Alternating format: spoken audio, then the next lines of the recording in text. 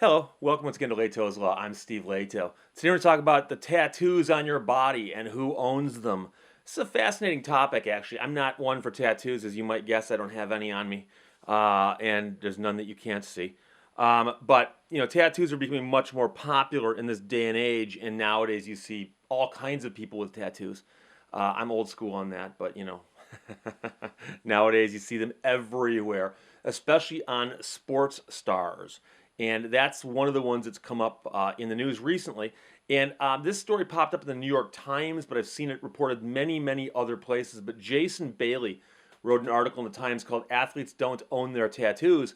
And that's a problem for video game developers. And as I'm sure you're aware, we are concerned about whether or not video game developers are having problems or not.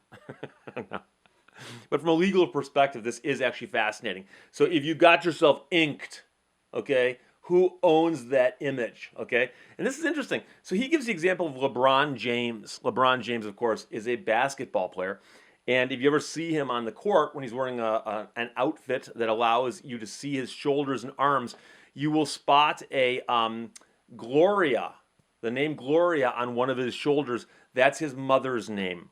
And also on another part of his body is a portrait of his son, LeBron Jr. And then he has the numbers 330 written on him elsewhere, and that's the area code for Akron, Ohio. I know. People love their area codes. And it's kind of interesting because when I was growing up, the town I grew up in, the area code was 313. And then it changed to 810. And then it changed to 248. And it's kind of funny because now I see people who are proudly wearing the 313 area code to represent Detroit. And I'd grown up in a suburb of Detroit. And it was ironic that suburb went through several changes to become 248, and nobody cares about that one at all. But here's the thing. Technically speaking, copyright law applies to any creative illustration that's been fixed in a tangible medium. And that's the phrase that they use in the law. Fixed in a tangible medium. Fixed in this sense means put someplace that it will remain there, okay? So if I draw something on a piece of paper, it's been fixed on a tangible medium of paper, okay? If you get ink done on your body and it's permanent, at least in the sense it doesn't wash off when you take a shower, it's been fixed on the tangible medium of your skin. And what's interesting about this is that it never became an issue before, because in the old days you got a tattoo on your body someplace, and when would somebody ever come along and say, hey, you are misappropriating that image to somebody else? Okay? If you take a photograph of somebody and they just happen to have tattoos in their body, it's like, so what? That's just part of the image of who they are. And what, of course, happens here is that when a video game designer wants to have a character in a video game that's based on a real person, so it's a basketball video game, it's going to have LeBron James in it. And if it's a soccer game, it's going to have, Ronaldo in it or Lionel Messi, okay? And so many of these guys have tattoos all over their bodies.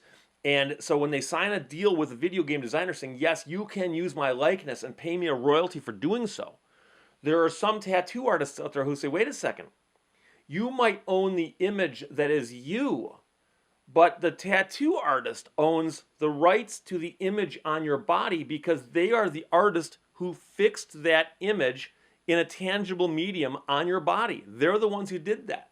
And I suspect there's a real easy fix for all of this concern. But the point is that it had never been raised before except in extremely narrow circumstances. And I have to tell you that it popped up in the case, you might recall this, from the movie Hangover 2, when a character trying to decipher what had happened to himself in a previous event wakes up and looks in the mirror, and he's got a tattoo on his face, and it's the same tattoo that Mike Tyson has on his face. And what's interesting about that is it apparently never occurred to anybody that Mike Tyson or Mike Tyson's tattoo artist might claim that they have a copyright on that artwork, because it is in fact artwork. And so the fact that a tattoo artist and Mike Tyson apparently sat down and discussed putting a piece of distinctive artwork on Mike Tyson's face I was never a big fan of face tattoos, and but I'm not going to argue with Mike Tyson either. So Mike Tyson gets this big face tattoo, and it's very, very distinctive, and it's very, very unique, and it's very, very Mike Tyson. And so when the movie started, getting ready to come out, they put out some trailers, and people saw in the trailers, and it's pretty funny that guy's got a Mike Tyson tattoo. But of course, that's the problem. Everyone recognized that's the Mike Tyson tattoo. So a lawsuit was filed against the movie studio over copyright infringement for using the tattoo that Mike Tyson said he owned. And apparently they were saying that Mike Tyson had worked out a deal with his tattoo artist. And the tattoo artist had said, I'm going to assign these rights to you, or maybe Mike Tyson did the design himself and had the guy do it. But either way, Mike Tyson became the person who was able to enforce that tattoo claim, the copyright claim. That case got settled out of court. And it disappointed a lot of people, including attorneys, who wanted to see what would happen. And don't get me wrong, we're not ghouls who want to see what would happen just out of curiosity or for morbid curiosity's sake. We want to see what would happen because we'd like to see this area of law get settled. Because there are all kinds of other situations where the idea that the artist is the one who pushed the button on the camera, you may have heard of the baboon case, where a primate picked up a photographer's camera and turned it around and pointed it at his own face and took a picture. And when the photographer published that photograph, people just took the photograph, including Wikipedia, and just said, well, that primate is the photographer, not you. Just because you own the camera doesn't make it your photograph. That's an absurd argument. But it wound up being litigated to the point where the photographer actually said, I wish I'd never taken the photograph because it basically ruined his life, which is too bad. This is a cool photograph. And I know he didn't take the photograph, but there should be no question that he should own that photograph because it was on his camera. And if someone's going to own it, who? And believe it or not, PETA stepped in and tried to file an action on behalf of the primate that had pushed the button to say that that animal had rights superior to the owner of the camera, the human who owned the camera. Way off topic here, but another interesting point I have to tell you is, I'll give you an example. A few years ago, I was backstage at a Def Leppard concert, which is a kind of sentence you don't hear me say that often, but it's true. And the way I can prove it is I can show you a photograph right here. And I'm in the photograph along with two members of Def Leppard and a friend of mine named Bob Odell and another friend of mine named Ian Richards. Ian and Bob were disc jockeys at a radio station I worked at a long, long time ago. We were backstage at a Def Leppard concert, and I had my camera with me. So I hand my camera to a total stranger and say, can you take our picture? And the total stranger presses the button, takes the picture, and hands the camera back to me. Now, I'm going to assert to you that I own that photograph. I believe I own the copyright on that photograph. And I know people are going to say, but Steve, you didn't take the picture. Someone else did. Yes, but I own the camera, and I said, would you take my picture? Okay? I don't think anybody's going to argue and say, oh, and in doing so, you are ceding all rights to that photograph to that person, even though you don't know them, and even though they don't expect to have ownership of the picture. Okay? So I would argue and say it's more or less like a work for hire, except you're doing it as a favor. I'm not paying you, but here, take my picture. So I think I own that photograph because it was taken with my camera at my direction. Somebody's doing me a favor, not expecting to get paid. And quite frankly, if the person who took this photograph that I showed you a minute ago wants to file an action against me for that, let's take it to court and see what happens. But here's the thing. The video game issue with the tattoos is coming to a head right now because there are tattoo artists stepping forward saying, hey, look, I drew the design on that person's body, and while they've got the right to sell their likeness and their face, that tattoo belongs to me. So video games are an entirely new arena, said Michael Kahn. He's the copyright lawyer who represented the designer of the face tattoo on Mike Tyson. And then he said there's LeBron James, but it's not LeBron James. It's a cartoon version of LeBron James. And for instance, the sleeve tattoo on Lionel Messi's arm in a screenshot from FIFA 18 also becomes an issue because it's very, very clear in the game, and it's the actual tattoo. They didn't, they could have made a different tattoo, but they didn't. So The threat of litigation has prompted agents and players' unions to advise athletes to get licensing agreements before they get tattooed. And that's the simple way around this. When you're getting a tattoo done, have the guy sign a thing saying, yeah, as part of payment for this tattoo, I am assigning the copyright to the guy whose body it is on. And if he doesn't want to do that, go find another tattoo artist. Turns out there's a lot of tattoo artists out there, okay? And if you're somebody rich and famous and a tattoo artist won't sign that document, go find somebody who will. It won't be that hard to do.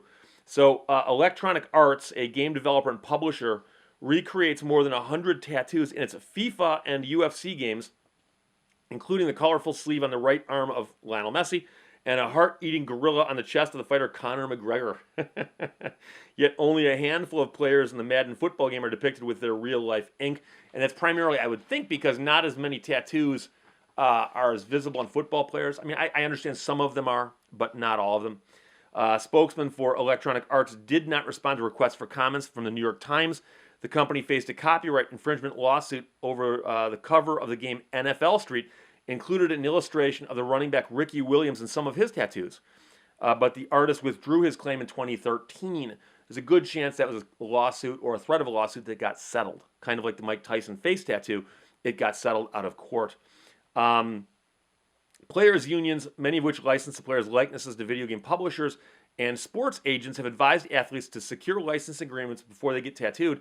Artists have an incentive to sign rather than pass up a client who could be a billboard for their work. Just what I was saying. Gotti Flores said he spent at least 40 hours tattooing NFL receiver Mike Evans, one of the few players with tattoos in the Madden game. He was surprised, he said, that he had to give permission for his work to be reproduced in the game because he assumed it didn't matter. Mr. Flores said, really, it didn't even matter to me. It was dope to have my tattoos on there. At least 3 lawsuits have been filed against Take-Two Interactive, a game developer and publisher and a subsidiary of 2K Games. A federal court ruling in any of the cases could have a ripple effect among sports video games which emphasize realism. The company Solid Oak Sketches obtained the copyrights for 5 tattoos on 3 basketball players, including the portrait and area code on LeBron, before suing in 2016 because they were used in the NBA 2K series. The following year, an artist sued because the Gloria tattoo on Mr. James, among others, was included in the same franchise. And in April, another artist sued because her tattoos on the wrestler Randy Orton had been included in several iterations of WWE 2K. Trust me, you're going to hear me say the phrase, I was backstage at a Def Leppard concert, more times in your life than you're going to hear me ever say iterations of WWE 2K. I bet I never say that phrase again, ever. Sean Rome and Justin Wright, 2 of the 3 tattoo artists who licensed their work to Solid Oak, said they had been deceived by its founder and never desired a lawsuit. He approached them with a plan to incorporate their tattoo designs into a clothing line, they said, but it went nowhere, and they said he's just poaching on artists. Before filing its lawsuit, Solid Oak sought $800,000 for past infringement and proposed a $1.14 million deal for future use of the tattoos. When you start making demands that are in 6 and 7 figures, you're probably going to be in court rather than getting a check. Mr. Sigler did not respond to requests for comments. His primary lawyer, Darren Heitner, said that Take-Two used the copyrights without permission and that Mr. Sigler wanted to be fairly compensated. Peter C. Welch, Associate General Counsel for Take-Two, said he could not comment on pending litigation, and a spokesman for 2K Games said it does not comment on legal matters. So we'll see what's going to happen with the tattoos and the video games as this progresses. It's an interesting question, and it's certainly a symbol of our times this stuff happens. I do remember a few lawsuits in the old days that happened in Michigan where people went into tattoo parlors and got things inked on them and they'd show the tattoo to their friend and go, hey, check it out, I had the word intimidator written on my arm. And their friend looks at it and goes, yeah, but it's misspelled. And that was an actual case. And somebody said, well, what, you didn't know how to spell intimidator, but you wanted it on your arm? And they're like, I just assumed the tattoo guy knew how to spell it. And you ask the tattoo guy, he goes, I just assumed he knew how to spell it. Well, which one of you suggested the incorrect spelling? And why wouldn't a tattoo parlor have a dictionary on the premises? These are all good questions. I've never sued a tattoo parlor, but I did, in fact, well, I'm sorry, I take that back. I have sued a tattoo parlor, but not on behalf of somebody who had a misspelled tattoo. I had a case where a client got a body part pierced Again, these are phrases you'll probably never hear me say again. And the tattoo guy doing the body piercing, I'm not actually sure if that's a different skill set or the same person. But anyways, a person at the tattoo parlor who does body piercings also was piercing a nipple on my client, and halfway through the process said, oops. And as you might guess, that's not the kind of sound you want to hear or the word you want to hear said by the person who's piercing your body. And the piercing resulted in torn flesh, but no actual opening that you could put a piercing through. And a lawsuit ensued, and the case settled out of court for some money. But that was a long, long time ago. Long time ago. So it has nothing to do with tattoos, but it does have to do with tattoo parlors and lawsuits. So that's the kind of stuff I talk about. So I will follow this case like a hawk and watch what happens with it, and I will update you on it. But the big question is going to come down to whether something that's fixed on a human body is fixed in a tangible form the same way it is fixed in a photograph or a printing or a book. And if a court says it is, which most lawyers think it's going to happen, then you might see a bunch of these lawsuits, and then you're going to see the people getting the ink asking the artist to sign a waiver so that they can then take it and market it as they see fit. And of course, if you have a high-profile tattoo artist who can do this, he might say, or she might say, I'll do that, but I want some more money. So that's how this all works. Questions or comments? Fire them below. Otherwise, talk to you later. Bye-bye.